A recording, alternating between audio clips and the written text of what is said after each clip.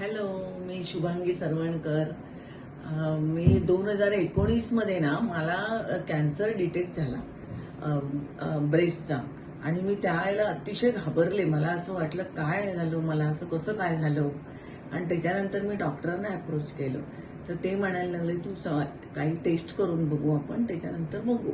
आणि त्याच्यानंतर त्यांनी मला काही टेस्ट केल्या, हे केल्या. मेन टाईम बरं वाटलं थोडं. त्यानंतर मला केमोची ट्रीटमेंट चालू केली. पण त्यावेळेला नेमकं कोविड चालू झाला. आणि कोविड चालू असताना मला डॉक्टरांनी सुद्धा तेवढीच हेल्प केली.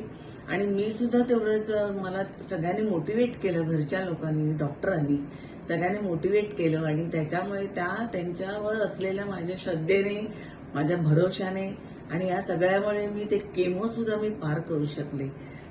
आणि त्याच्यानंतर ती ट्रीटमेंट माझी चालू. मला सर्वांना असं सांगू शकते मी की वेळेवर ट्रीटमेंट घ्यायची, वेळेवर आपलं डिटेक्ट झाल्यानंतर आपली ट्रीटमेंट घ्यायची, फॉलोअप करायचं.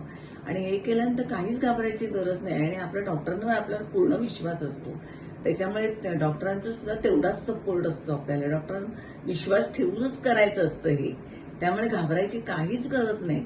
हे सगळं व्यवस्थित ट्रीटमेंट घेतल्यानंतर होतं. आणि वेळेवर ट्रीटमेंट घ्यायची, काही घाबरायची गरज नाही. थँक्यू.